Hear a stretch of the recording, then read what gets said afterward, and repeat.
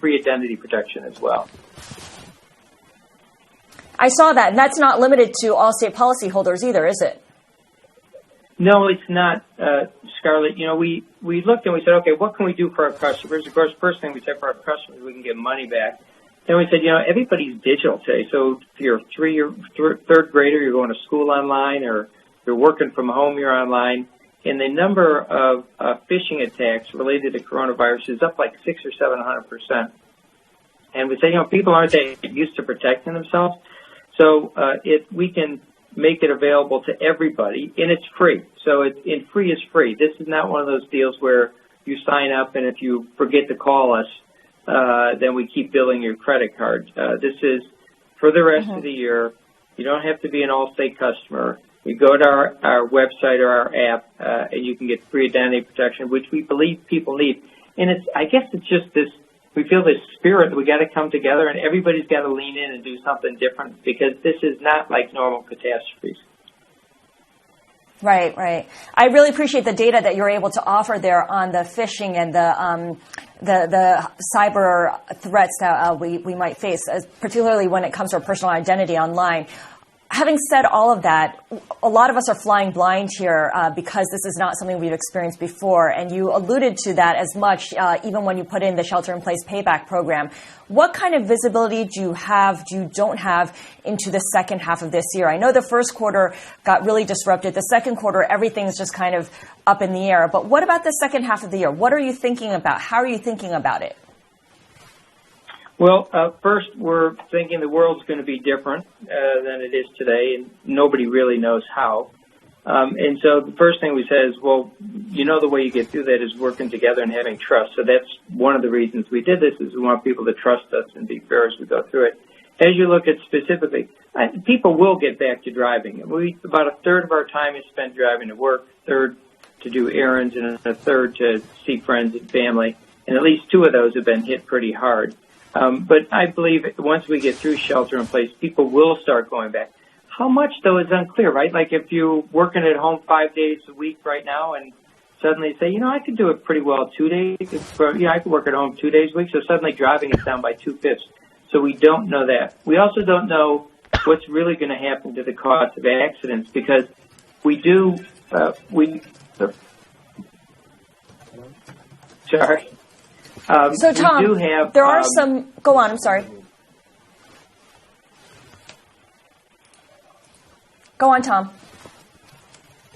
Sorry. So I was just saying we don't really know about the type of accidents, because we do monitor 23 million cars, a couple of million of which are our customers, but we do a much broader set around the country. We can see that while driving is down, people are going a little faster. And it could be because, you know, no one's on the road and they're speeding. So we don't really know how severe the accidents will be. We also don't know what will happen to the homeowner's business, because clearly if you're at home, nobody's coming in your house and stealing stuff. On the other hand, because so many families have come together, people have moved out of places and there's empty houses, and we don't know what's happening to those yet. So what we do know is it's going to be different, and if we act quickly and we make sure we take our fair to our customers, we'll be fine. All right, so you're prepared for all possibilities then. Allstate CEO Tom Wilson, thank you so much for joining us today. Really appreciate it. That was Tom Wilson of Allstate. From New York, this is Bloomberg.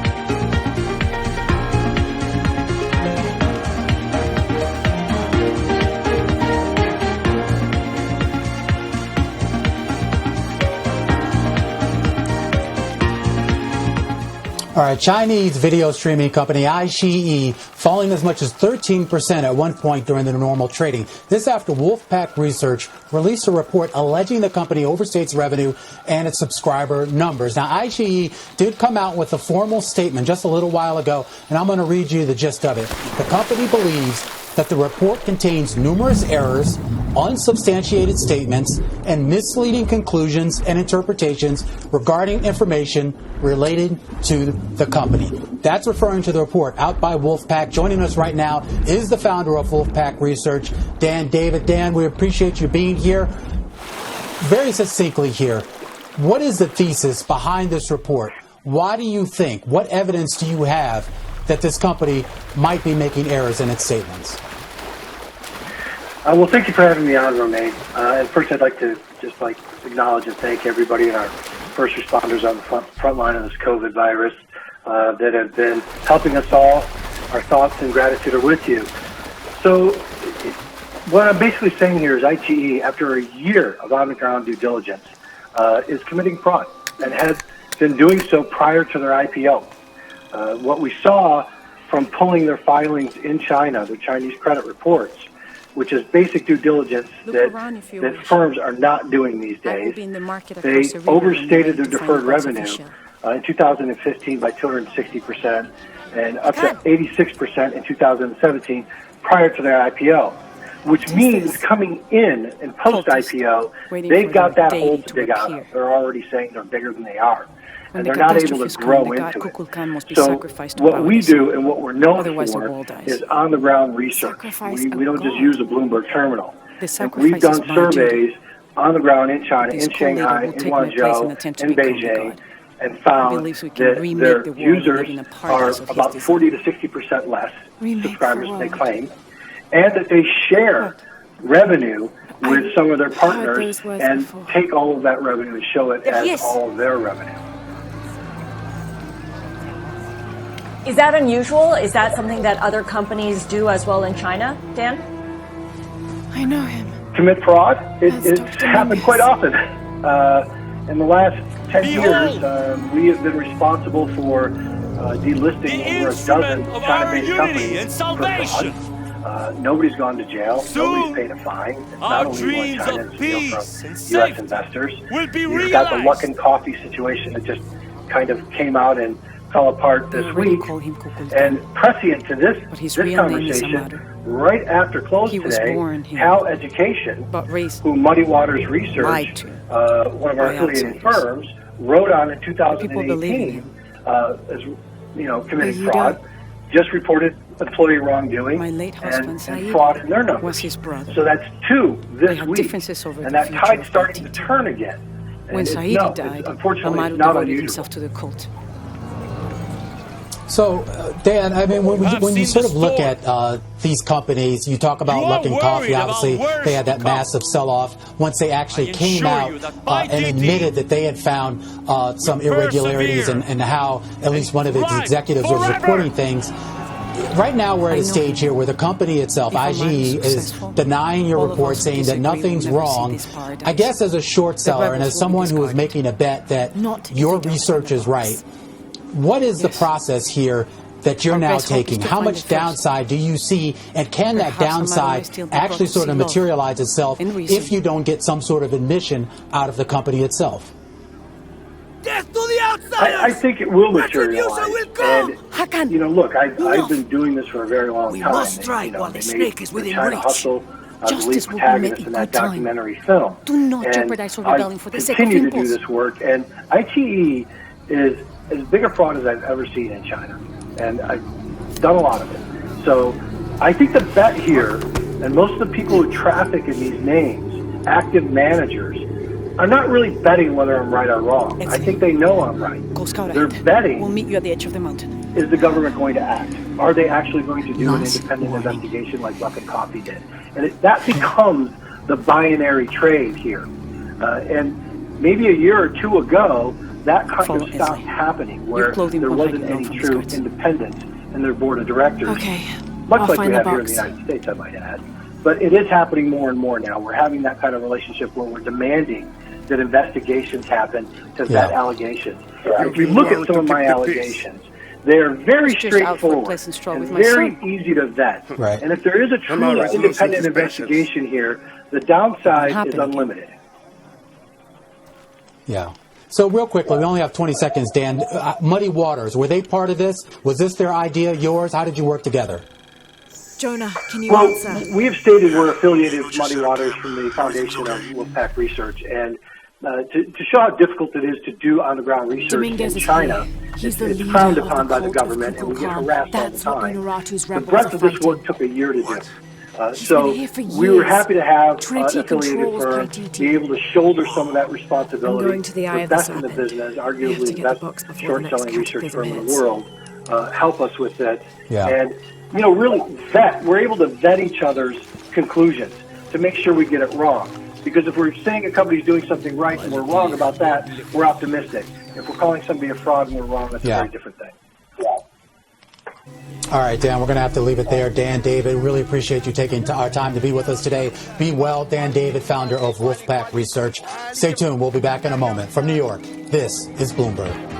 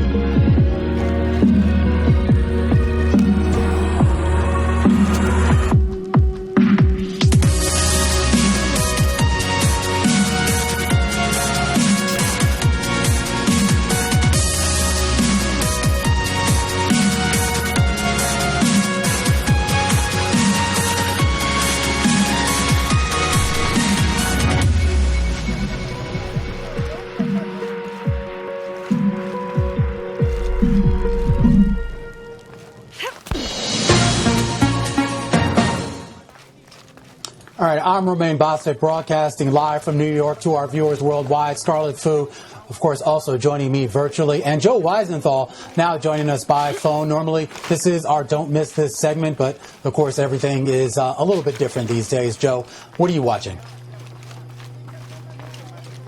Well, I think, obviously, a lot of people in the market have been encouraged over the last few days by some of the bending of the curves. But then I think soon attention is going to focus on, okay, we start to get the case counts down, but then what does the actual plan for resuming economic activity look like? And soon we might have some examples, of course, the epicenter of this whole crisis, Wuhan, having officially now come out of lockdown, according to the rail authorities there. 55,000 people have bought tickets to leave the city. Also, Austria, which has done a pretty good job, it's believed, in terms of containing the virus. They're also talking about their plan to come off of lockdown in the next few weeks by reopening certain businesses gradually, including small retailers. So we're going to start soon, maybe now in parts of Asia and then soon in Europe, see what is feasible. And I think a lot of people will be looking at, can these countries actually return to some semblance of normal life, or does that just create a second wave? Yeah, and of course the U.S. is behind Austria in terms of opening up parts of its economy. But I was looking at a note that Neil Dutta Renmac put out, and he made really clear, Joe, that reopening the economy is not like a switch. It's going to be a process. It's going to be rolling reopenings of the economy, and it'll be reflected in the data. Yeah, exactly right. So Austria, they plan to start with small retailers and hardware and gardening stores. And then, only then, if there's no worsening, then they might open more shops, and then eventually at some point after that, schools, restaurants, and hotels. But this is going to be an extremely long process. And I think like what people have to be realistic about in the U.S. is like, these are countries that, A, did not have a huge number of cases to begin with, and B, have been fairly effective at testing, so getting a real handle on the scope of their crisis. We have a lot of cases in some of our major cities, particularly New York and elsewhere, and no one is impressed still with the state of U.S. testing. So this is Austria, which is a fairly ideal, something perhaps to aspire to, but it's been much more contained there. So and I read that same Neil Dutta note, and it's just a long way off anything approaching normalcy. Yeah. And we'll see how that sort of starts to sink in and affect companies in this upcoming earnings season. All right, Joe Weisenthal joining us from Austin, from New York, from Romaine and myself. That does it for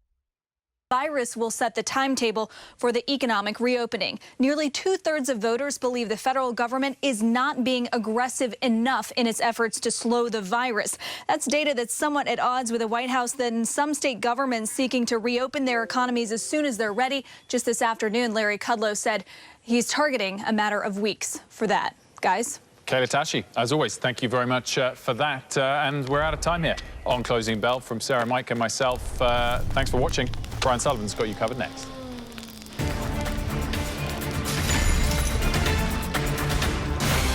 Thank you, Wolf, Sarah, Mike, and welcome to CNBC's Fast Money. We started red hot and ended ice cold. The move that we saw yesterday could not be carried through, and in fact, the market taking an 800-point round trip, rallying right after the open, but then all session long continuing to lose ground. And in fact, when oil began to roll over at the close near 2:30, stocks began to roll over as well. In fact, the Dow Jones Industrial Average ended the day on the downside, on its lows. Maybe not the best sign for tomorrow. Welcome, everybody. I'm Brian Sullivan, and we've got a full show for you. As always, Guy Adami, Tim Seymour, Dan Nathan, and Karen Feineman are your investment team today. Great to see everybody. Still social distancing here. Let's jump right into this.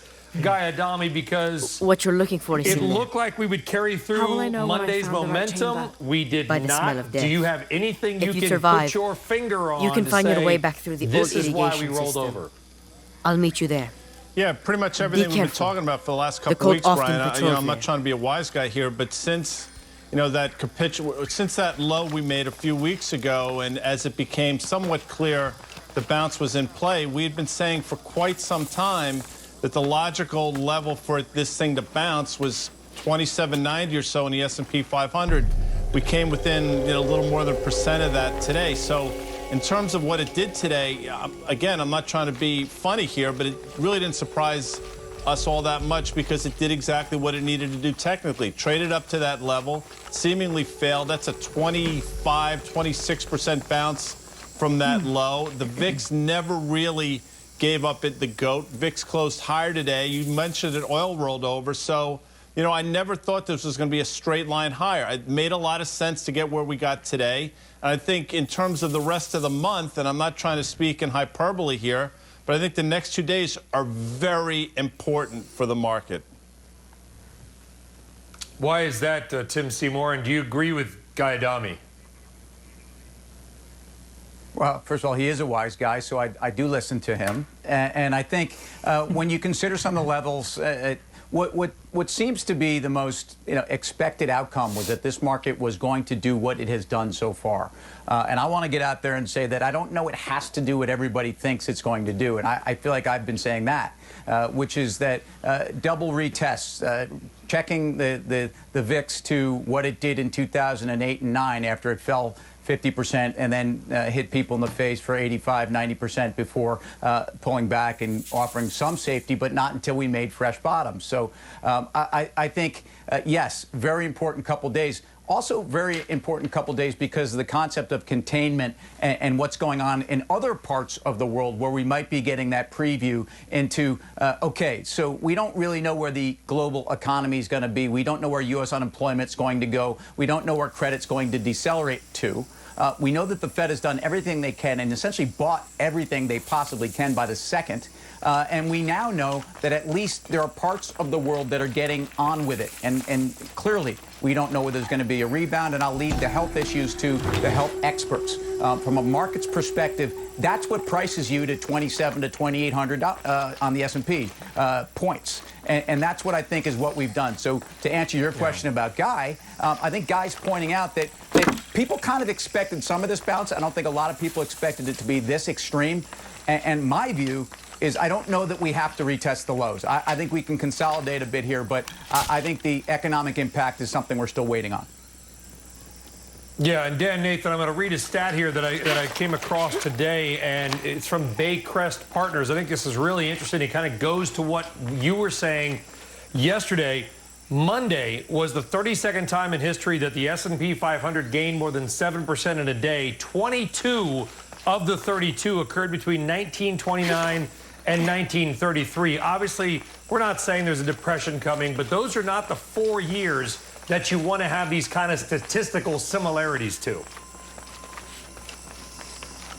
Yeah, no doubt about it. I mean, Karen said some interesting stuff last night to me that I gave some thought to after I had a little bit of a tirade there. I mean, she said that she would have felt more comfortable about buying the market yesterday if it was more flattish than up 7%, which I thought that was really interesting. And I think what she's saying, I'd like to see the volatility settle down. And so, Sully, your data that you're showing, those 22 times that the market had 7% rallies or greater was during the Great Depression after the biggest crash in the stock market history at that point. Yeah, we don't really want to be compared to those things. We want to see things settle down a little bit. I know that a lot of strategists and investors, big-time investors that have been on the network are feeling pretty decent about the fact that the credit markets have kind of settled down a little bit. At least the stimulus from the monetary front has done that. So it would be great to see the stock market settle down a little bit. I would add to Tim's point that, you know, it seems like everybody is convinced that there will be a retest of the March 23rd low, which makes you think, okay, maybe that's not the case. Mike Wilson just said it on the closing bell. I saw in the halftime, Tom Lee doesn't think that's going to happen either. So there's some smart people out there saying that that's not exactly the case. You know, the way I see it is, and like I said last night, it's going to be a time thing. We have a range now. The March 23rd low is 2,200, and then we have guys 2790 to the upside. That's the range. If we get through either one of those, we're likely to see momentum in either one of those directions. I just happen to think we're going to retest in the next few weeks or months to the downside. Okay, watching them. By the way, Dan, don't be hard on yourself. I've been watching you and Melissa the gang for years. You've had far larger tirades than you had last night. Don't be too tough on yourself. Karen, you know, on a serious note, you know, I feel like we're trading on some of the data from obviously the virus. Some positive data over the weekend. We had a nice big day yesterday. Unfortunately, we got some very negative data from New York today, and it feels like that's rolling over. Do you feel like that data is impacting the numbers in the market, the ones that we watch every day? Well, I think, yeah, we clearly trade off Corona. I thought that actually the death number was higher. Even talking about that statistic is very odd, but which is sort of a lagging indicator. New cases, I think, is hopefully starting to flatten out. So you can sort of maybe see the light at the end of the tunnel a little bit. But for me, I don't know where the light is at the end of the tunnel for the economy. I don't think we've really begun to see how dark that can be. And to Dan's point, on the VIX, actually all the guys talked about the VIX, I think, like today, the market essentially was flat. I would much rather have had a flat day and then had the volatility index come down a lot as opposed to actually up today than this kind of action. This, I'm long, that's what we do, we're long investors, and so this is a really difficult market to trade. I'd much rather buy things when they're down, not when they're just all over the place. So I think until we get any clarity on the economy, and I don't know when that'll happen, we might start to get a little hint. Next week, we'll hear from JP Morgan. That'll be really important. We'll also hear from Bank of America, which is really important. They probably have the best sense out there of anyone of what are consumers doing? How do they feel? How do they feel about their money? Are they spending? How do their balance sheets look? That'll be really interesting to hear. But it'll only be through March 30th. So we're not going to see, maybe we're not going to have some commentary on what we're seeing since then, but we don't have any light yet on where the economy is going to go. So that makes me somewhat nervous. It's a lot. We don't know about how a lot of things are going to go. And Dami, I mean, the Institute for Health Evaluation and Metrics, which is sort of the official estimator from University of Washington, thankfully lowered their estimates for hospital beds and fatalities just about 2 hours ago. Brought it down by a lot, which is great news. One is too many, but bringing that number down is a lot. The market either didn't see it or didn't seem to react to it. The reason I bring this up, Guy, is that obviously with the human tragedy going on, everybody right now ultimately is just sort of guessing. You can do this. Are they not? Of course they are. A lot of it, when you say guessing, you're guessing off hopefully years of being in this business and trying to look back and trying to evaluate what you think is going on and what you think might happen. As I say all the time, I just have opinions. I don't know what's going to happen. Quite frankly, nobody does, but we have a wealth of knowledge I hope we lean on. But let me just say this quickly. When the market reached its all-time high in the S&P, that 33.93 level, if you assume, let's just say, I think the consensus number for earnings was about $160 or so dollars, market was trading at 21 times earnings, 21 times earnings, which is a little bit rich. So the market was rich in the first place. You're going to near 160 going forward, and quite frankly, I don't know in the near future when we're going to get anywhere close to that, aside from which the valuation, the multiple, I think, is wrong. So you have to start doing the math. Now, a lot of people think there's this huge pent-up demand on the back end of this thing. I hope that's the case, and obviously, I hope this ends sooner rather than later. I just don't think that pent-up demand is going to be there, and I think this takes a lot longer, so I'm more in Dan's camp on this one. Okay, well, let's bring in a guest, talk more now about this, and welcome in from the aforementioned JP Morgan Asset Management, Phil Camporelli. Phil, thank you very much for joining us here on Fast Money. Listen, I know it's difficult sometimes to talk about the markets and investing, given that everything that is going on, but also there's people out there that are scared. They are worried their investments, along, of course, with their health. Maybe they're close to retirement, and they're watching the value go down. Are you at JP Morgan Asset Management seeing good values based on any kind of estimates you may have right now? And if so, where? Yeah, sure, Brian. So good to be with you guys here today. Can't wait to be with you again in person at some point. So before today, we came into trading today the best 10-day stretch since March of 2009. We were up close to 19% in that time period. Markets don't go up by 19% in 10 days because of fundamentals. Okay, so throw those out the window. But what I think the market is really starting to believe and really wake up to here is that policymakers want to avoid the worst-case scenario. For the Fed, that would be a run on cash. And for the fiscal side, you know, that would be some sort of awful economic fallout without any shock absorber. So starting with the Fed, you know, they took rates. The speed and the size are just astonishing. It took them 17 trading days from an all-time high to get to zero rates, and they've already done more QE than they've done in parts of their QE programs of 08 and 09. The real key here, Brian, is going to be LIBOR rates. I think that's so important. I think that's the latest positive The smell keeps getting stronger. Similar to 2008, if you go back to 08 and 09, when the market really started to find its footing, I found another serpent with a silver eye. I must be getting close. That was when the FDIC, I remember exactly where I was when the headline hit, Tattoos. that the FDIC would be guaranteeing bank paper for up to 3 years. That was a very important announcement. And I think that's what we're seeing now. I think that's also going to limit volatility. Listen, LIBOR is the foundation for capital markets. You know, without business being able to fund itself, and also that's an individual borrowing rate, you can't build on top of it. So that's kind of the first step here. And with the announcement yesterday with the commercial paper funding facility starting on April 14th, you know, I think more stuff is yet to come. And on the fiscal side, I want to be really clear here. We're going to see shockingly crooked numbers when it comes to economic data. We saw 2 awful initial jobless claims numbers and the negative 710,000 last week in payroll. That's the reason why. Well, Phil, let me jump in here. Does the data matter at all? That's the point we've been making. I mean, I'm not taking anything away from the numbers or our coverage, whatever, because behind every piece of jobs loss is a family, is a wife, is a husband, is a spouse concerned about their future. But these numbers are so all over the place. The estimates are millions sometimes from each other. Do the numbers matter? Will earnings season matter at all? Listen, They Brian, use there's these a earns to range soak the on viscera in GDP oil. estimates of the second quarter. I thought it was a typo of -8 to -30, right? So what are you supposed to take from that? I think what this monetary and fiscal response has done has bought us the second quarter. And then you reassess, right? And I think for us as multi-asset investors, we really needed balanced funds to start working. We really needed investment-grade corporate debt not to be falling without a bid. We really needed government bonds to be able to be a balance to the portfolio. There was a week in March there, Brian, we were really worried, because cash was the only thing that mattered, and that has certainly changed, and I think that's what buys investors time. You mentioned scary, right? In a scary time. I think this is really where you're supposed to lean on the durability of your portfolio, because your answer should not be, should I be in cash or equity?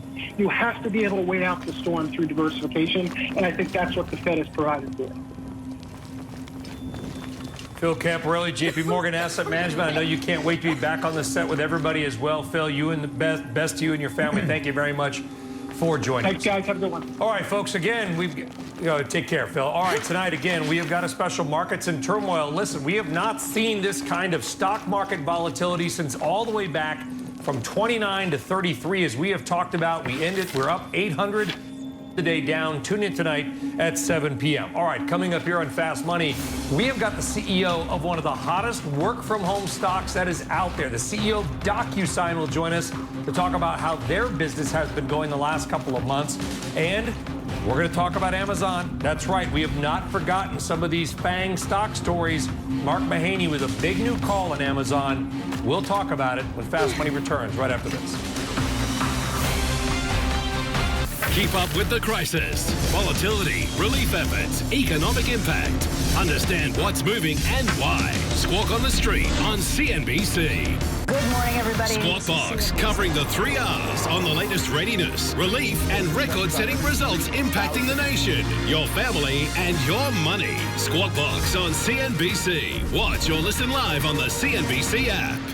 If I could just get a hand vote on a universal digital tax, I wouldn't say there was a majority in the room for one way or the other. Do it properly within the multilateral context. It is a proportionate tax. It will fall away once there is an international solution. If people want to just arbitrarily put taxes on our digital companies, we'll consider arbitrarily putting taxes on car companies. It's like a Damocles sword hanging over Europe. We can do what we avoid tariffs. Are you concerned about the threat of a trade fight? Every customer we have is focused on that. You're a European company that could be collateral damage in a trade war. They're not getting paid for being frustrated. The US government has been very decisive. I was very optimistic about the signals I was getting from the meeting between Trump and Ursula von der Leyen. This is the time for a global agreement and not for global dispute. Europe is a tough negotiator. Retaliation measures are part of a toolkit. If we don't get something, I'm going to have to take action. I'm going to make a deal because they have to. Full of oil and blood.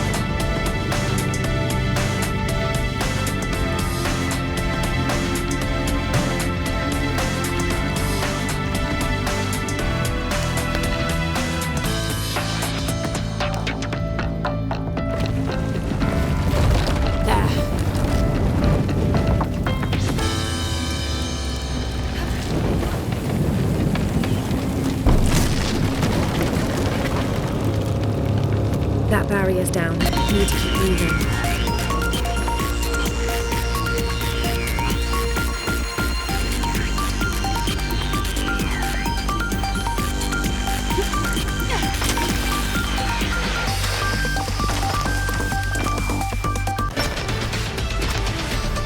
All right, welcome back to Fast Money. We have got some breaking news in the auto insurance world. And for that, let's go to Frank Holland. Frank. Hey, Brian, Geico's giving back $2.5 billion to its policyholders through credits. They're going to give a 15% discount to auto and motorcycle customers with policies up for renewal between tomorrow and October 7th. The company says that translates to about $150 for the average auto policy holder and about $30 for the average motorcycle policy holder. Allstate, it actually did something similar, for about $600 million in policy credits for its customers. Brian, back over to you. Yeah, Data Trek Research, Frank, pointing out that searches for cancel car insurance have soared. You know why they're giving the money back? It's not out of the goodness of their heart. They're doing that so you don't cancel your insurance, because if you cancel your insurance, you may not come back to who you had insurance with before. So maybe a smart business idea from Geico and Allstate. Thank you very much, Frank. Give and take. Appreciate Thank that. you.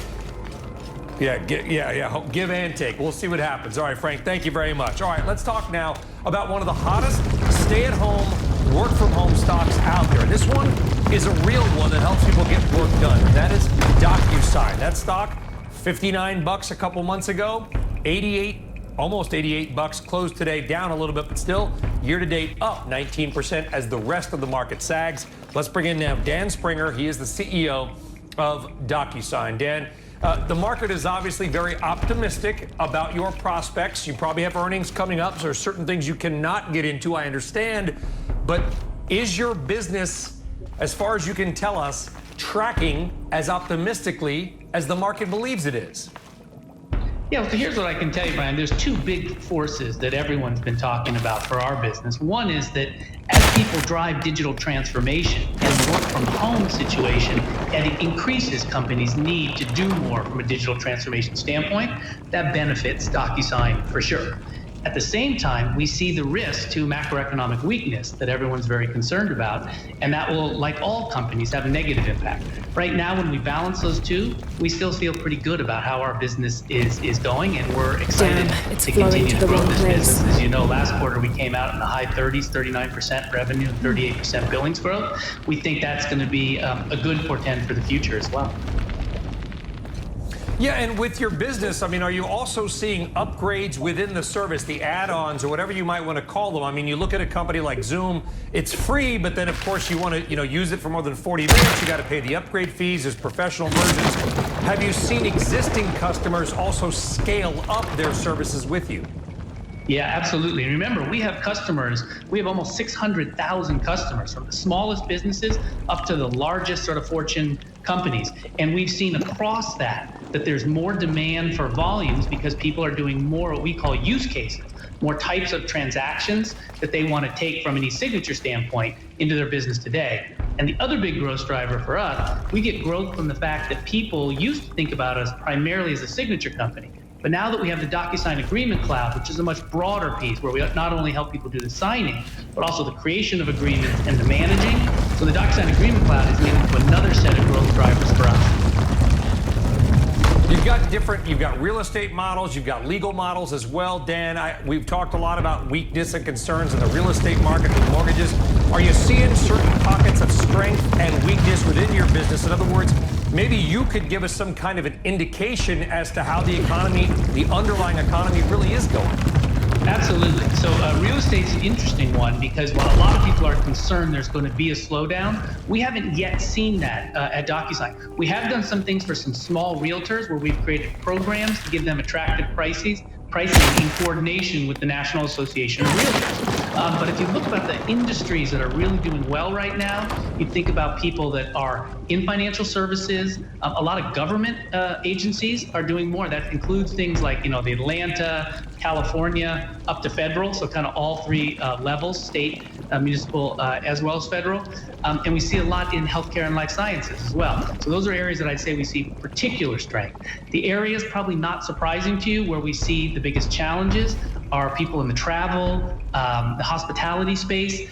We see a lot of those customers saying, we really see that we're going to be having a future headwind, and they're probably going to be less aggressive growers in the near term. And quickly, any issues with scalability, scaling up your business, any server issues? You've seen some companies just not able to handle this huge flood of new activity that came all of a sudden. Yeah, well, so, DocuSign is a trust brand, right? So we make a huge focus on telling our customers they can count on us, both from a security standpoint and from an availability standpoint. And that's why we have been delivering sort of 5 nines availability, even though we've had this big increase in demand that you said. And I would just tell you, I think in addition to the infrastructure, it's a lot about the dedication of the team. And so our 4,000 DocuSigners may all be working from home right now, but they are just as dedicated as ever been to drive customer success.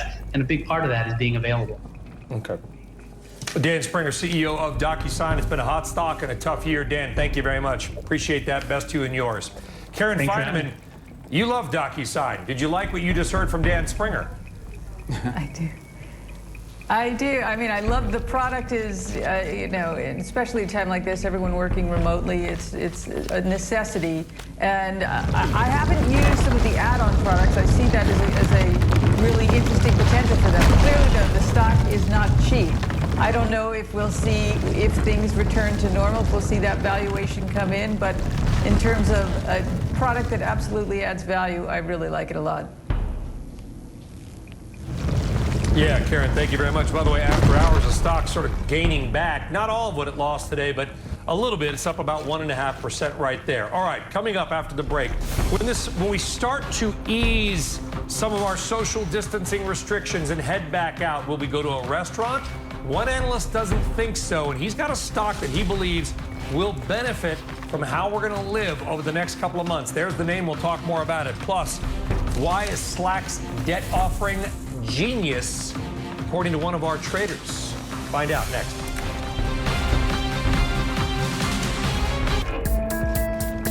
We are seeing increasingly healthcare workers be concerned for their loved ones when they go back home and see and be worried that whether they may infect their loved ones. And hence we have enabled them to get free accommodation in India, US, and various other parts of the world. Or it is makeshift hospitals or isolation rooms because there are asymptomatic people who need separate accommodation outside of the cities.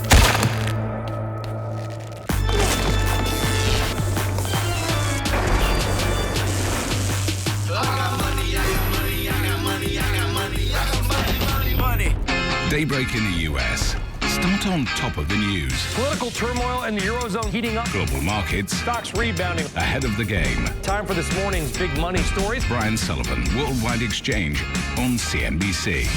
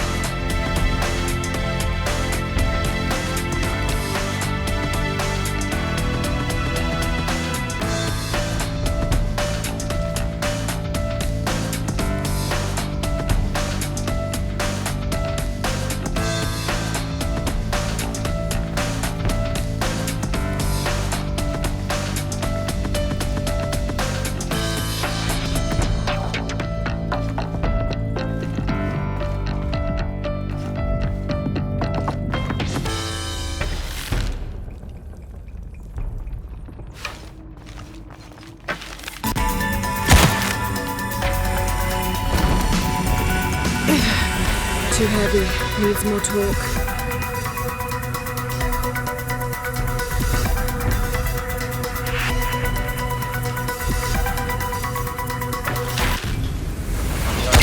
Let's get our latest update on the coronavirus figures from around the country. And for that, once again, we go to Frank Holland. Frank.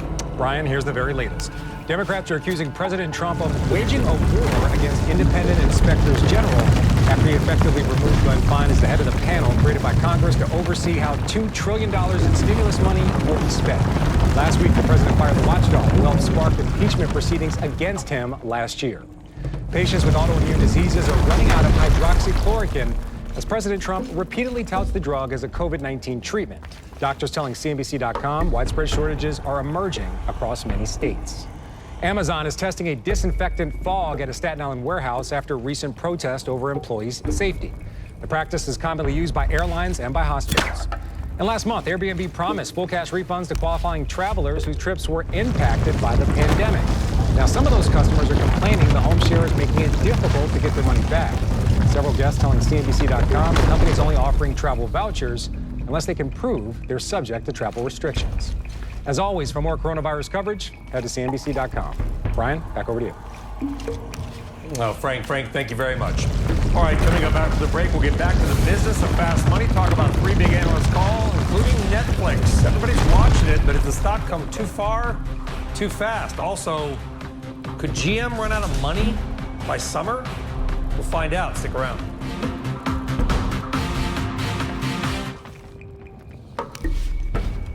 The Bond Report is brought to you by PIMCO.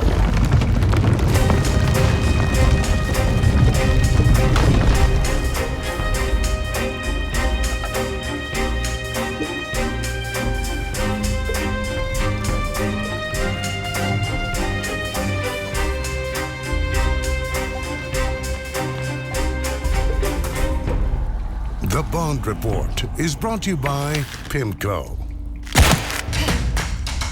Back in my day, the Supreme Court wasn't ruling that immigrants had to meet a certain wealth requirement to come to America. No siree, Bob. They only became wealthy once they married Donald Trump. Real trade. Stock was a $50 stock. Real debate. You have margin upside. This is a place to make some money. Halftime Report on CNBC.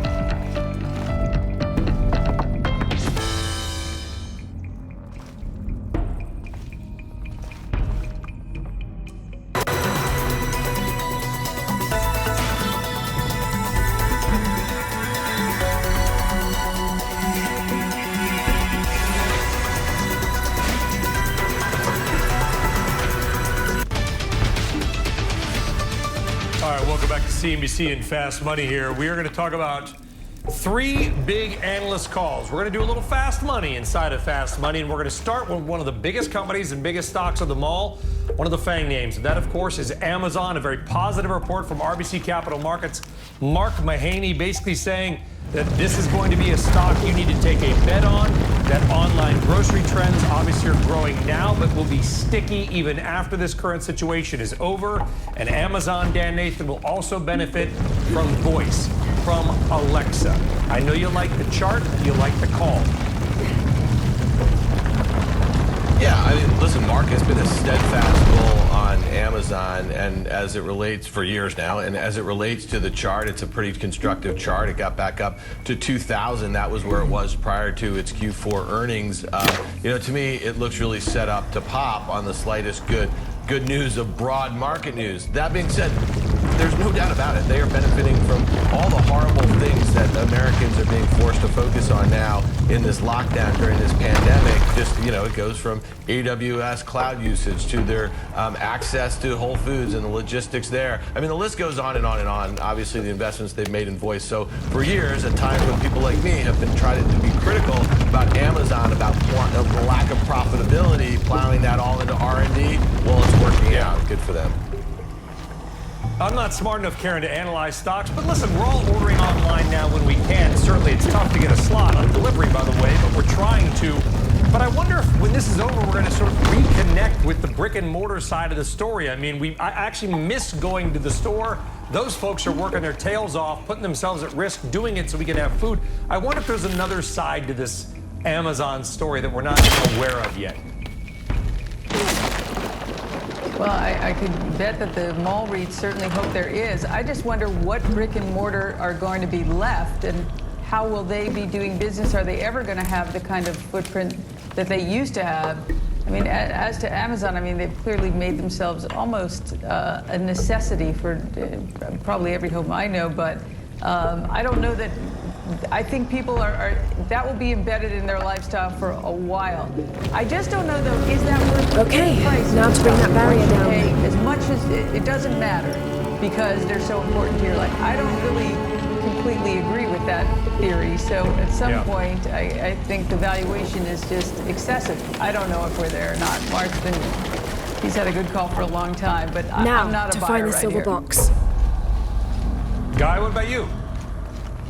Stock's traded well. I mean, it's bounced nicely.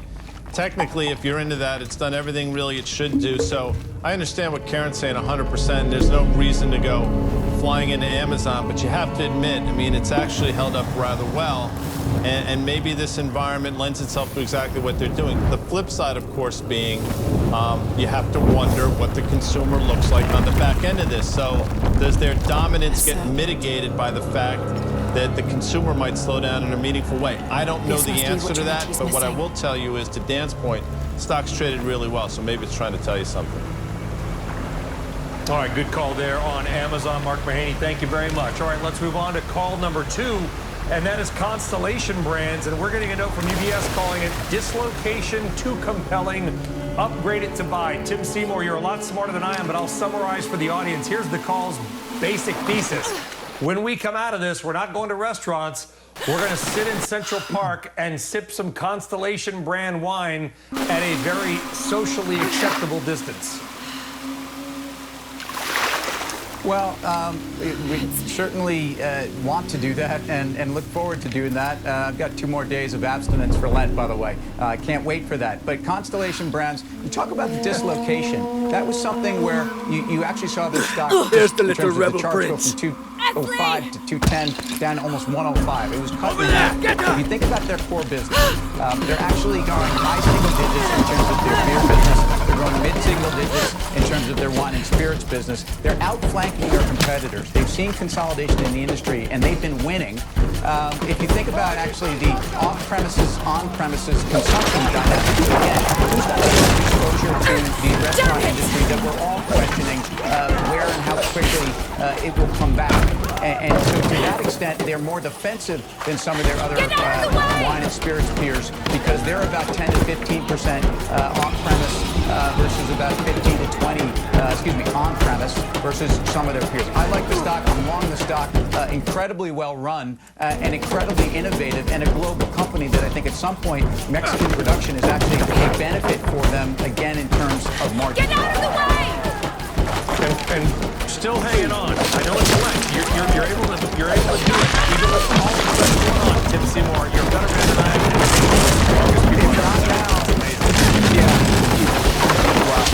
Not now. Fair enough. Don't cry to me. Good stuff. Amazing, Tim. Dan, Nathan, I won't ask you to comment on that part of it, but I will ask you to comment on the call. What do you think of it? Yeah, I I think what we're going to hear over the next few months and maybe the next few quarters is what do some of these businesses look like when we come out of the other side of this, when we get to normality. So I think as a thought exercise, especially at a time where we just don't know what the earnings and revenue impact, well, we know what the revenue impact for a lot of companies are, but we don't know what the earnings impact is going to be. I think it makes sense to have these sort of thought exercises. I'll make my way and I back think as soon that, as I can. the way Tim describes it, it's not just what is happening to their business, but what they are doing versus their peer group is really important. So you got a valuation that makes a lot of sense. I think you have a sense for what the worst case scenarios are to the downside as far as EPS, because this is a bit of a staple company. It is, at least for me, with their products. And unlike Tim, I'm kind of manning up during this period and really kind of partaking in the Constellation's products. The entire galaxy of products. Dan, Nathan, I may or may not be with you on that, but we're all very proud of Tim. All right, let's move on now to the third call, and that is the automobile sector. And this is a tough one here. Deutsche Bank saying it's going to get worse before it gets better on the automobile companies. Karen, listen, got a lot of friends in the Detroit area, love them all, love Michigan. What Deutsche Bank is basically saying is that Ford and GM could be sort of short of liquidity within 4 or 5 months. What do you make of this call? Are you okay? No. Yeah, I mean, and as a GM holder, it's a painful call. A dead man I've sold took your half dice. for GM. I probably should have sold it all, but You're as bad as the rest of them. Ford is in a little bit of a more difficult spot than GM. I'll tell you but, what, I'll pay very close attention, and if I see Pisco the Dead, I'll ask for your dice back. When you think about how big of an endeavor it is to It won't start be the up first time the Dead seem to GM speak to me. again. So, this is kind of, the balance sheet right now is good, but the cash burn is really not. So, I mean, it's better than an airline, but it's hard for me to really be bullish on this one. I think I'd rather be in something else with either a better balance sheet or less burn. I hope they can get it open before 17 weeks. Will you that trade? still leaves them a Please. little bit of cushion, I have but barely really made enough to not offer in very tribute. much. Tribute to who? I The hope cult they of can get it Kukulkan, open of before course. that, but as a They stock, demand it's half of really all been a profits painful earned one. on market day. But if they think Yeah, I it tried has. to You, short the them, investors, and also the other employees. understand. Guy Adami, your Thank take you, on this Ishiki. call. Anything Will that we you can trade take out of him? this that's somewhat optimistic at all? No, I can't speak intelligently about the analyst practices at Deutsche Bank. My sense is since they cut it to hold, they probably had it as a buy, and they couldn't do the double dog dare and go from buy to sell. I'm making that assumption. It's probably right, You have number made an one. excellent choice, Number my two, where have they been for the last couple of years? Because quite frankly, The when the gods market was favor us going up both. every single day for 8 years, GM couldn't get out of their own way.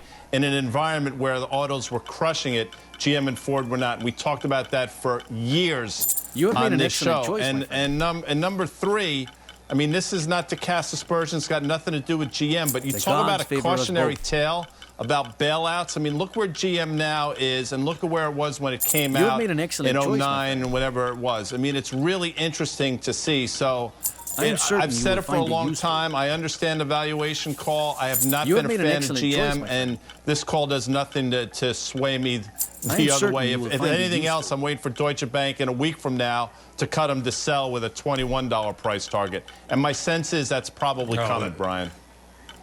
You have made an it excellent might be. choice, Listen, I don't want to be too negative. I will say there is a positive story people are I talking am about, certain which you is will find it when useful. we come out of this, car sales could take off because people are going to want to be alone in their car rather than take a New Jersey Transit or the Metro. I don't know if that thesis is going to play out, but people are talking about it, guys.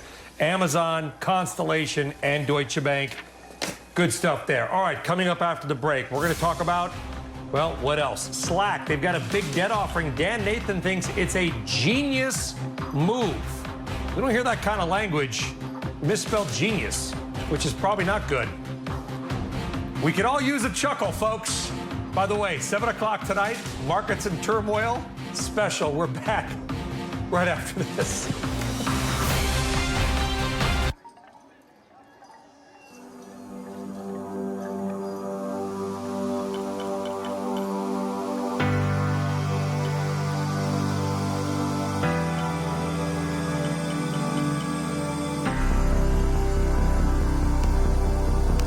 You have made an excellent choice, my friend.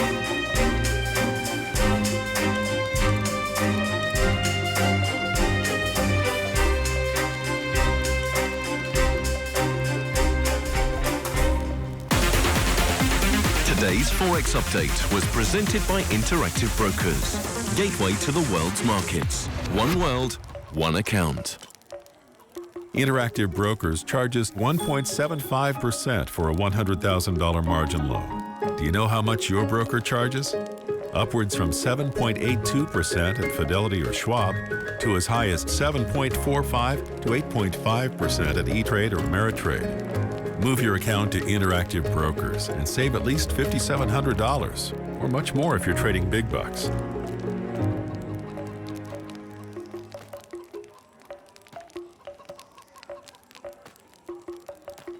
It's 11 a.m. on Wall Street, and Squawk Alley is live.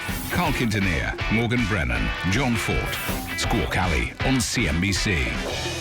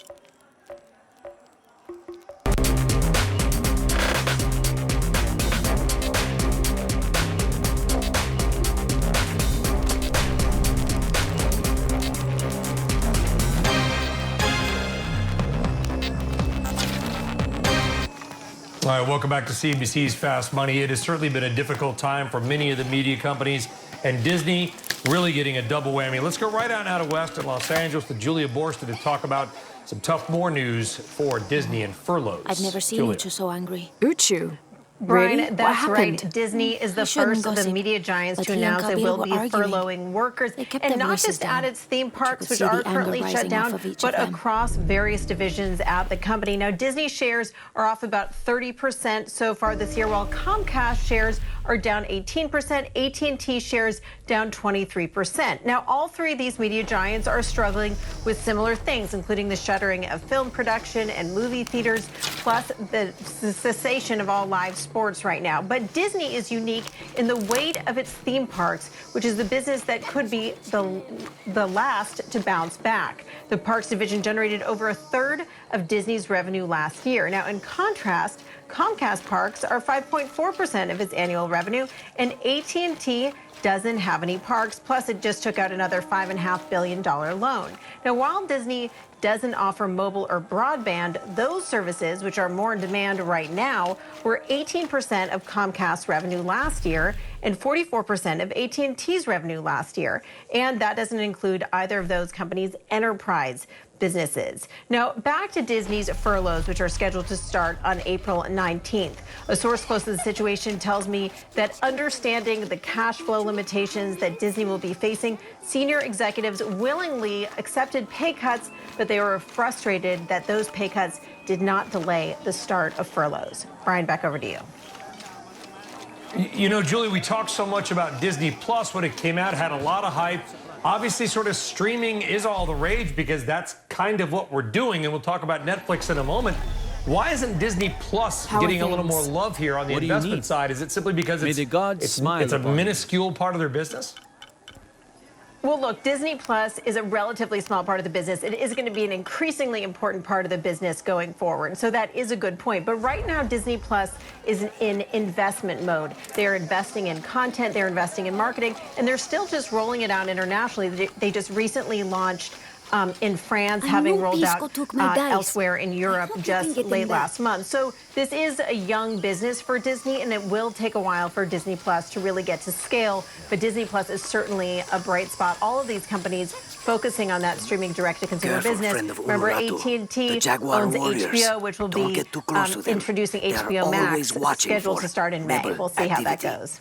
And they have no mercy. Yeah, interesting timing there. Julia Borston, good to see you. Thank you very much, Julia. Karen, I mean, the thing about Disney, and maybe not the parks, because people might still want to be isolated when we sort of loosen up, whenever that might be, but man, I could see the ESPN side of the business snapping back very quickly, because when we do get live sports back on TV, maybe it won't have fans, the demand and the hunger is going to be huge. Well, I don't know. Is a game that's played, for example, baseball, if the stories are true, they're going to play to an empty stadium. I don't know. I guess if you're a huge sports fan, you'll watch it anyway. I feel like the fans are so much a part of it. But, I mean, poor Disney, everything they have, from cruises to parks to movies that come out in theaters. Nobody wants to be in the theater anymore. And the bounce back in this has been enormous. So I actually wouldn't chase it right here. I think that it deserves a premium valuation, but I think in this world right now, it has kind of a premium valuation. Do you sell it, Karen, if you own it? Do you sell it if you own it, or do you just not buy it? I think not. If you're a really long-term investor, then you probably hold it. But if you were lucky enough or smart enough to buy it when it was in the 80s, which was only, I guess, 2 weeks ago, I've seen kids scramble like goats in the heights above the village. Scares me to death. Okay, Karen, thank you very much. Let's talk about another media company now. We're going to bring in Options Actions. Actions. Mike Not quite yet, I'm Viacom, afraid. CBS, perhaps one of, if not the hardest hit media stock, absolutely decimated. But Mike whatever they found that perhaps maybe not deterring, or maybe it's the reason why in the options market somebody's putting in a pretty bullish bet. Yeah, Brian, I think you're hitting right on it. It is probably because the stock has been so hard hit that maybe some people are going in and doing a little bit of bottom fishing here. We did see over 3 times the average daily call volume in Viacom today. Most of that activity was concentrated on the May 16 strike calls. They were paying about $1.80 for those. Ultimately, over a couple thousand of them traded. Now, consider for a second just how much that premium is. That's more than 10% of the current stock price. And just to break even, the stock would need to be up over 21% by May expiration. That's a little over 5 weeks from today. So that's obviously a big bet and a big bullish move that would be expected. But take a look at how much the stock has declined. It's about a third of its value from the beginning of the year. This thing was over $60 a share going back to 2017. So I think what we're looking at here is just a highly volatile stock, and someone's willing to risk just over 10% of the share price, betting on a little bit of a rebound. But that wouldn't get us back anywhere close to where it began at the beginning of this year. Connected to the barracks. All right, Mike Coe, thank you very much. Tough times there for Viacom. It's heavily guarded. When we go in, it has to be silent. Is there a back way? Karen talked about it. You heard him saying, yeah. We're going to ask Tim and Guy what they think about how baseball might come back. And if you stories, you're going to want to. You did survive the sacrificial pit. It's a little weird. I haven't been back right after this. As a child. But from what I can remember, the barracks are within an indestructible. If I can get in through the back way, I can clear a path and let you in. You're free, Epsley, then go find the box. The stories and opportunities driving Wall Street and investors. Tyler Matheson, Melissa Lee, Kelly Evans. Power Lunch. Weekdays on CNBC. Using spiritual conviction to help guide policy. We've sought to promote energy transition with mining companies, with oil and gas groups, to encourage them to change. The role of the Catholic Church in our world today. There are 1.2 billion Catholics praying to protect the planet, but it can't be left entirely to God. It has to be left also to man's decisions about the planet. Find out how faith can help our planet on the Davos debate, The Power of Change.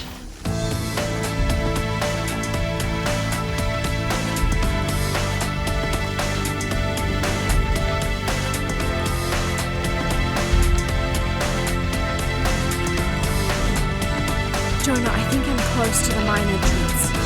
She says it's on the edge of the mountain.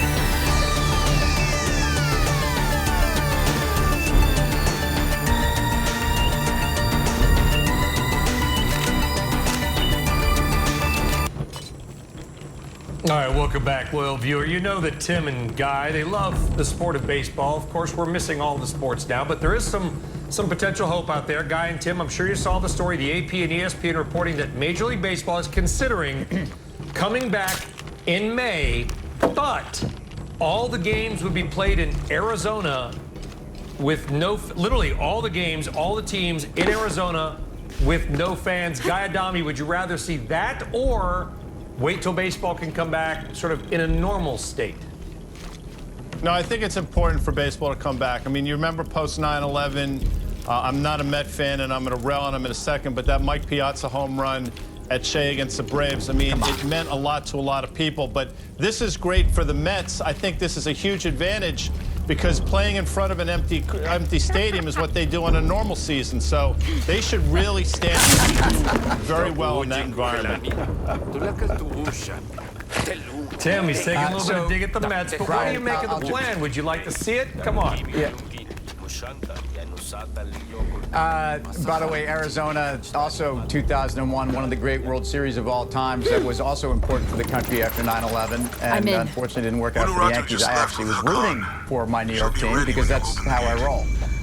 The would you rather here, I think the first question as a citizen of the country is, why should baseball be allowed to go back to work? I think there's a lot of people that might need that paycheck more. But leaving that aside, I think as a baseball fan, weighing 7-inning games, doubleheaders, etc., I think this is something that I would prefer to probably take. It's better than nothing.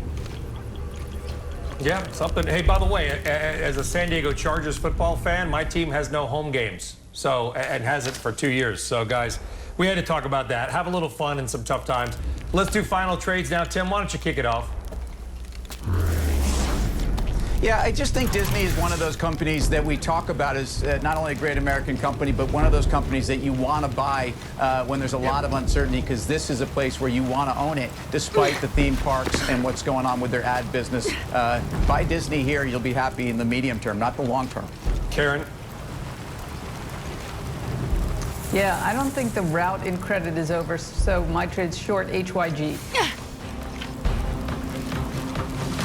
All right, Dan and Guy, we'll get your final trades coming up here. We're going to run out of time. We appreciate it. Great job, everybody, under tough circumstances. Again, thanks for watching Fast Money. See you tomorrow night. Mad with Jim.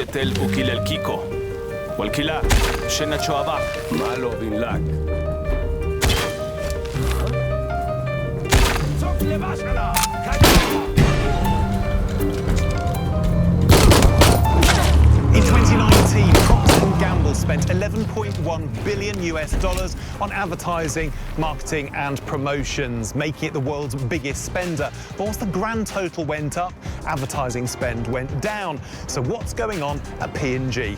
Welcome to Marketing Media Money. The Chief Brand Officer here at P&G.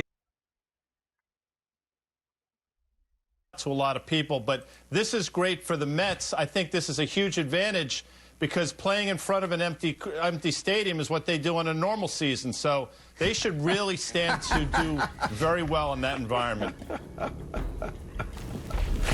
Tim, he's taking a little bit of dig at the Mets, but what do you make of the plan? Would you like to see it? Come on. Yeah. By the way, Arizona, also 2001, one of the great World Series of all times. That was also important for the country after 9/11, and unfortunately didn't work out for the Yankees. I actually was rooting for my New York team because that's how I roll. Would you rather here? I think the first question as a citizen of the country is, why should baseball be allowed to go back to work? I think there's a lot of people that might need that paycheck more. But leaving that aside, I think as a baseball fan, weighing 7-inning games, doubleheaders, etc., I think this is something that I would probably take. It's better than nothing. Yeah, something. Hey, by the way, as a San Diego Chargers football fan, my team has no home games, and hasn't for 2 years. So, guys, we had to talk about that. Have a little fun in some tough times. Let's do final trades now. Tim, why don't you kick it off? Yeah, I just think Disney is one of those companies that we talk about as not only a great American company, but one of those companies that you want to buy when there's a lot of uncertainty, because this is a place where you want to own it, despite the theme parks and what's going on with their ad business. Buy Disney here, you'll be happy in the medium term, not the long term. Karen? Yeah, I don't think the rout in credit is over, so my trade's short HYG.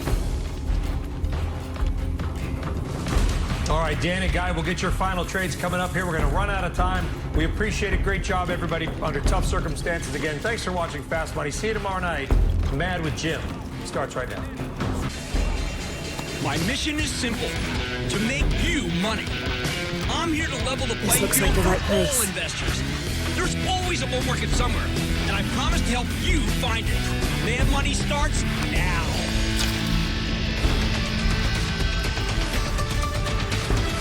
Hey, I'm Kramer. Welcome to Mad Money. Welcome to Kramer. I'll be one of my friends. I'm just trying to make some money. My job is not just to entertain, but to educate and teach you. So call me at 1-800-743-CBC or tweet me at Jim Kramer. Let's play ball. Major League Baseball is gearing up for a season that starts next month with all the teams playing in Phoenix. The CDC and the National Institutes of Health are supportive, according to ESPN. And even though there won't be any fans, it feels like we might return to some semblance of normalcy. Take me, well, don't take me to the ball game, but like have a ball game. I think that's the perfect metaphor for today's opening, though, where the market started There's the gate strong. I need to open. Kind of excited about the baseball season. Dow up at 1.900 points. But I think the metaphor's actually wrong, which is why we only sold off hard in the afternoon. Dow ended up closing off 26 points, S&P dipping 0.16%, NASDAQ edging down 0.33%. It was quite a reversal. We're supposed to be in one of the saddest moments in modern history. While we may have slowed the spread of COVID-19, the death toll does keep accelerating. Yet earlier today, investors were basically saying, hey, it's always darkest before the dawn. What do they think dawn looks like? If you judge by yesterday's action, buyers are betting on a V-shaped recovery. Boom, boom. Business comes roaring back. Everything goes back to normal. A V says we'll have this virus whipped in no time. Oh, I'd love that kind of recovery. So would you. I know that. But it's not going to happen. Don't get me wrong. I absolutely believe we are going to beat this thing. We are a strong country.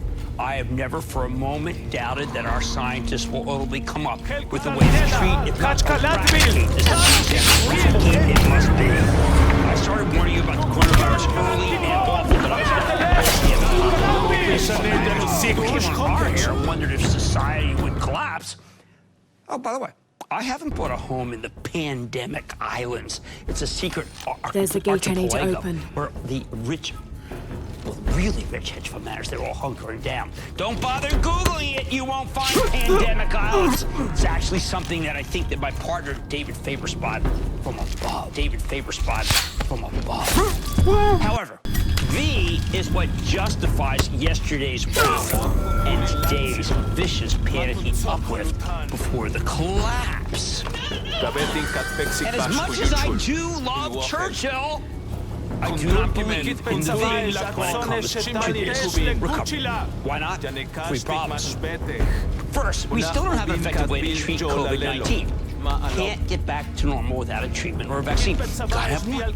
Two, we still don't have an effective way to stop spreading this darn thing during the 2-week period where people are infected but asymptomatic. I mean, a few days after asymptomatic, but then infected. And that's why we're all on lockdown for this quarantine. Three, some parts of the country, like New York, seem to be flattening the curve. That doesn't mean we can go back to normal. It just means we take the absolute worst case scenario off the table. Now, I have no idea when we'll get a workable drug that will use this. By the way, I don't think this strong version of this disease can really wreck your lungs. I don't hear anything. You can be working from home just once for 9 days, like the prime minister, and then suddenly you have to go to the ICU. Now, you better believe Boris Johnson is getting the best possible healthcare. Jesus, might not be enough. That's terrifying to me. Meanwhile, it should be terrifying to you too. Meanwhile, we don't have enough protection here for our healthcare professionals, let alone their patients. We've been still on time, and I go out. I'm gonna leave here. This goes on, okay? This goes on. Do I want it to go on? I need to open that gate. Do I like walking around with it? No. But this goes on. Why? Because I don't want to get you sick, and you don't want to get me sick, okay? Well, maybe nobody's sick. Well, hallelujah. How about some testing?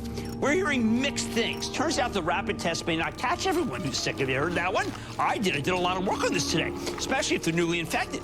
We need to get serious about testing. That's the only way to beat this thing, or else we are always one super spreader away from defeat. A week ago, the market plummeted when the White House had released a somber forecast, predicting 100,000, 200,000 deaths from this thing. Since then, we've had a number of anecdotal reports that we may be flattening the curve, particularly in places like New York. So far, we do have 12,000 dead. It's possible the 100,000 figure may turn out to be too high. At least we finally recognize that this virus is a lot worse than the flu or a bad cold. You don't go on a ventilator for one of those. Can't carry so people anymore. are taking social distancing more seriously. That matters. People's behavior is shameless. Put it all together, and I think we got a ways to go before things can go back to normal. We've slowed the spread because social distancing is working. I don't When have you end enough space for lockdown, that. it's going to come right back. All that said, it's not like civilization as we know is coming to an end. We've made some progress here. Judging from how quickly China's gone back to work, we could be in good shape once this is over. Retailers that were viewed as death-blowingly positive. Washington has learned its lesson from the last downturn. Love him or hate him, President Trump is pulling out all the stops to keep the economy alive, especially trying to help small and medium-sized businesses that often get left behind and nobody cares about. I think that's terrific. It means there'll be some local restaurants and retailers left standing when all this is over, not just big national chains. But, like I keep telling you, there's no economic solution to a pandemic that's biological. You can't just snap your fingers and make those customers come back. That's why I don't believe we're gonna have that V-shaped recovery. There's too much fear. And unlike the Great Depression, when the only thing we had to fear was fear itself, this time we to be afraid. This time the only thing we have to fear is a novel coronavirus with a disturbingly high mortality rate. Now, sure, you can point out that it's not as deadly as lung cancer.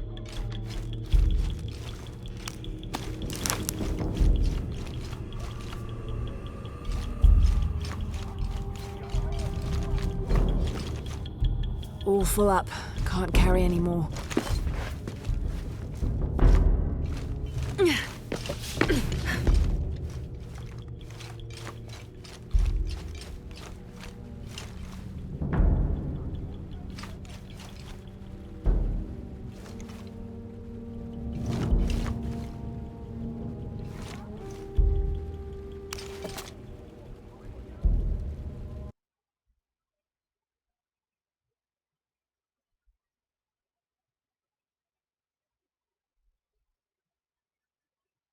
Ball game. We have a strong dollar.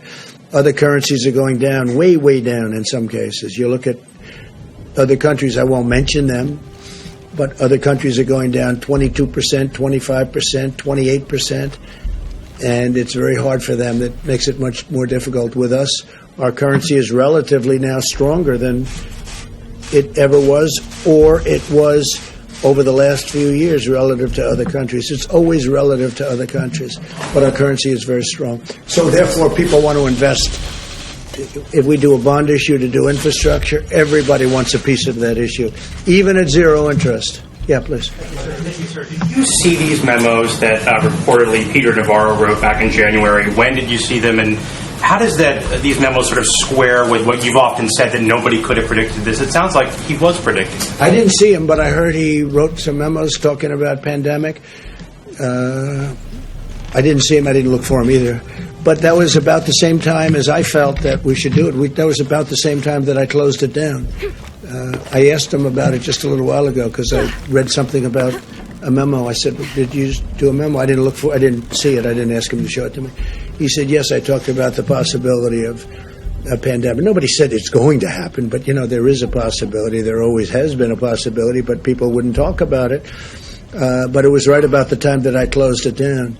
And interestingly, the World Health Organization was not in favor of us closing it down. And if we didn't close it down, we would have lost hundreds of thousands more lives.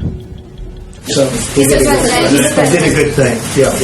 So at the time, though, when Peter Navarro did circulate those memos, you were still downplaying the threat of coronavirus in the U.S. You were saying things like, "I think it's a problem that's going to go away within a couple of days." It will go away. You said within a couple of days the cases will be down to zero.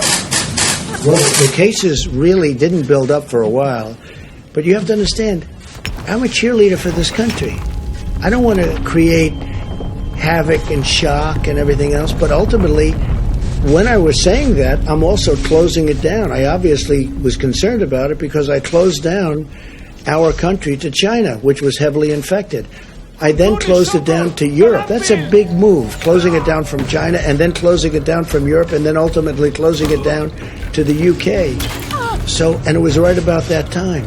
But I'm not going to go out and start screaming, this could happen, this could happen. Would you get him out of here? Again, as president, I think a president has to be a cheerleader for their country. But at the same time I'm cheerleading, I'm also closing down a very highly infected place, specifically the location, as you know, in China that had the problems. And we're closing it down, but we close it down to all of China, then we close it down to all of Europe. Those were big moves, and it was right about that time. Sir, just a quick follow-up, Mr. President. Did you just Mr. learn President. about this today? Say it? You learned about the memo today? I read about it maybe a day ago, 2 days ago. Do you feel like someone among your staff or Peter Navarro himself should have told you about the memo earlier? No, it was a recommendation. It was a feeling that he had. I think he told certain people in the staff, but it didn't matter. I didn't see it. But I did. I closed it down. I don't remember it even being discussed. We had a meeting where there were a lot of people. Most people felt they should not close it down, that we shouldn't close down to China. But I felt we had to do it. And that was almost...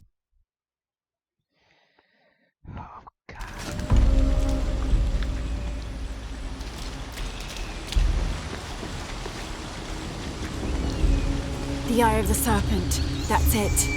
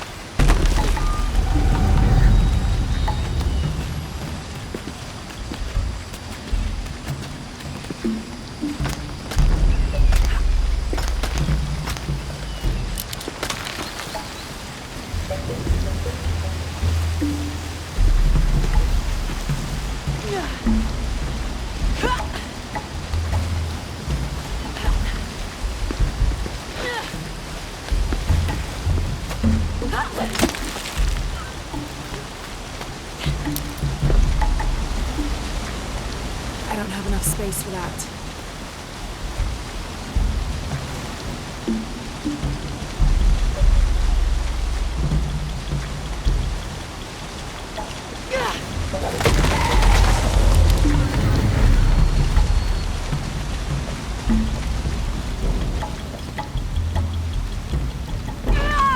Looks like this is the only way, okay?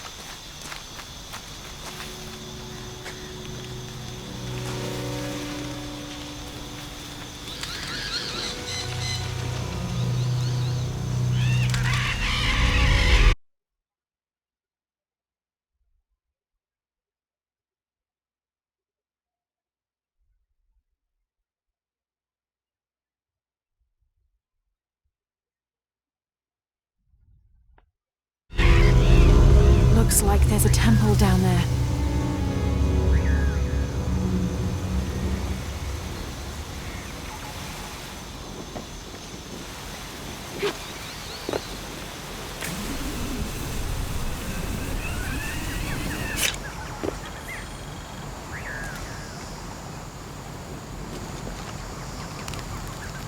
I got Unuratu captured. What's Dominguez gonna do with her? As long as he needs the box, he'll keep her alive.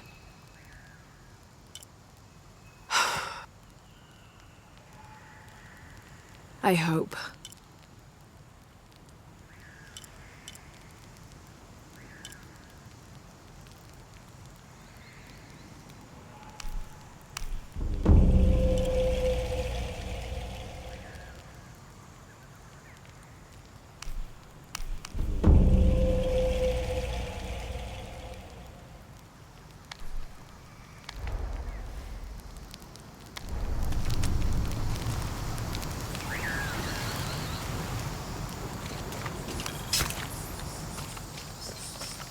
Impossible. I can't carry anymore.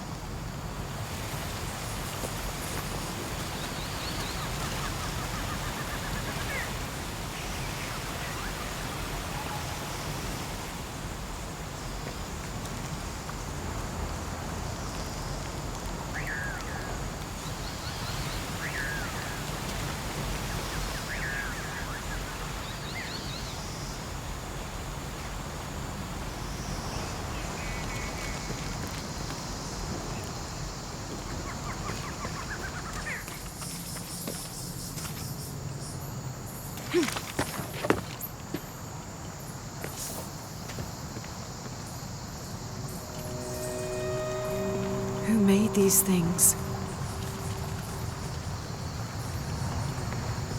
It's not Maya or Inca.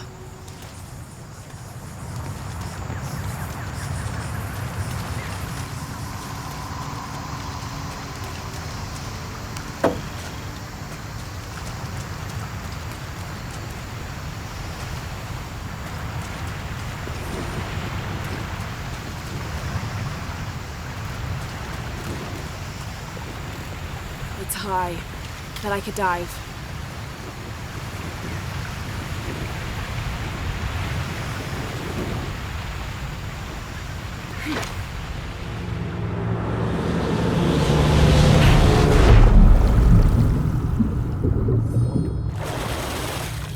This is incredible.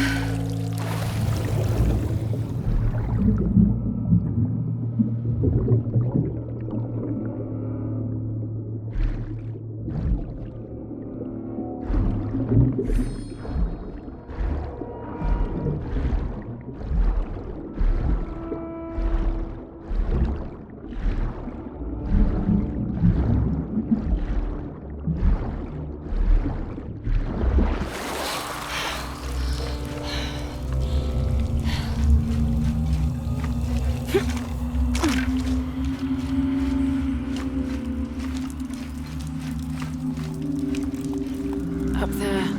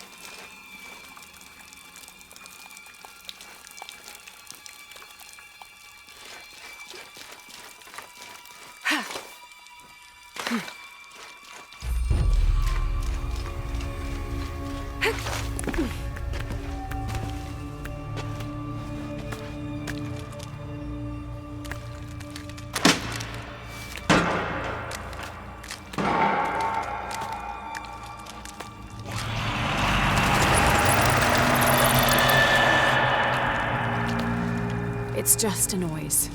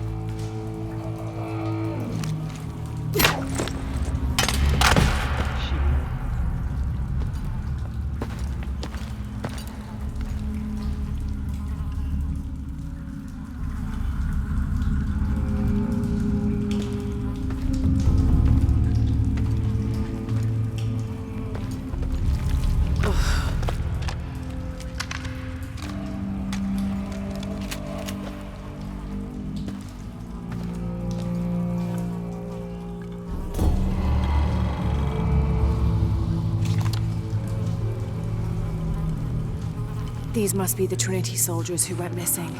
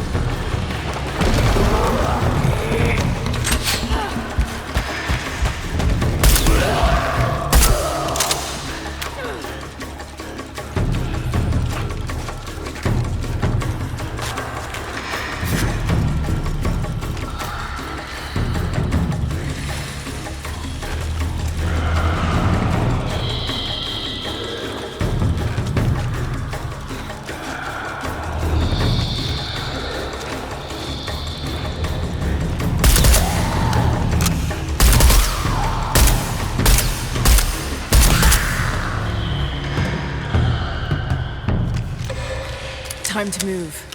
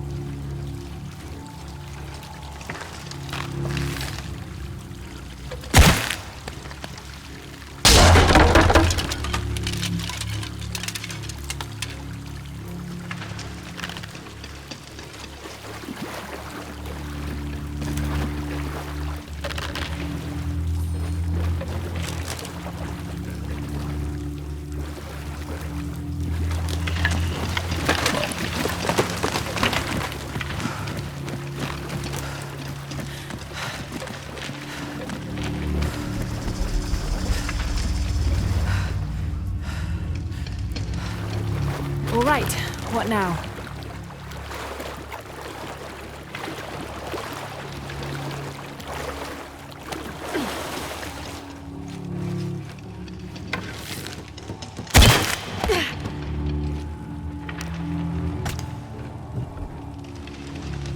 Something's blocking this.